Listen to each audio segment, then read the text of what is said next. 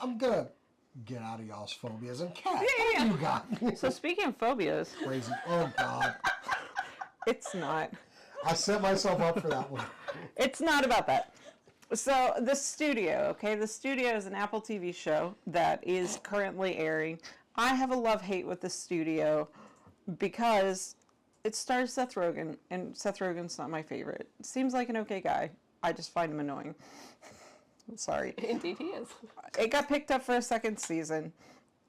It's doing some really real stuff as far as Hollywood is concerned. Like, one of the episodes, the entire episode, is based around somebody trying to get a oneer, a very long shot of a scene at sunset, and he's the head of a movie studio, coming in and ruining it with this corporate BS by appreciating it too much and talking to the director too much and just interfering by accident and being dressed in this guy's backup wardrobe because he thought he was going to look too corporate in his suit.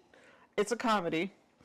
And go ahead, sorry. That's one of the episodes. Another episode is about they wanted to shoot on film. The director really wanted to shoot on film, which is a lot more expensive than digital these days. And then a reel goes missing. And spoilers, if you're watching The Studio, it turns out the reel got stolen by the director, played by Olivia Wilde, because she really loved her performance in the cameo.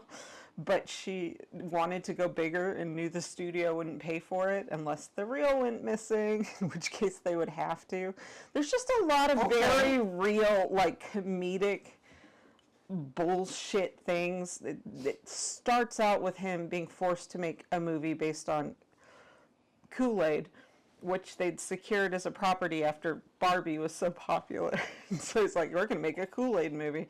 And he doesn't want to make movies like that. He wants to make cool, artsy movies. I don't think anybody would want to make a Kool-Aid movie. Yeah, so Martin Scorsese approaches him with the Brian... Is Martin Scorsese in the film? He is in that episode. Oh my God. Approaches him with his idea to make a movie based on the Brian Jonestown Massacre,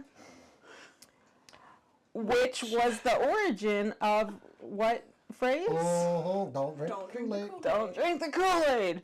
So the studio exec, Seth Rogen, tries to pass it off to the financiers and stuff as, no, it's a Martin Scorsese movie called Kool-Aid. Isn't that great? And then he finds out about it, so then they have to they bought Martin Scorsese's script and they have to bury it. And Martin Scorsese's crying because Steve Buscemi came in and said this is the last movie he was ever going to do. No, he can't do it, even though he wrote it because they bought the script. It's just chaos. But it is some very real industry problems for good and bad. It has a fun play on being artists who need to make money from their art. It's just kind of bare. The episode that they're trying to get the oneer, the episode is a oneer.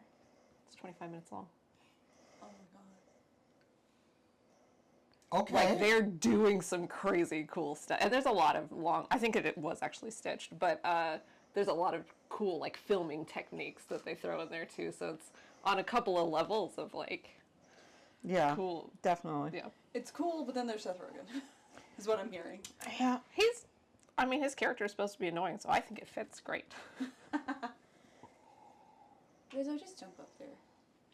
We have a cat on. We have a cat trying to... We're fighting for her affections over here. I'm the only one that's got...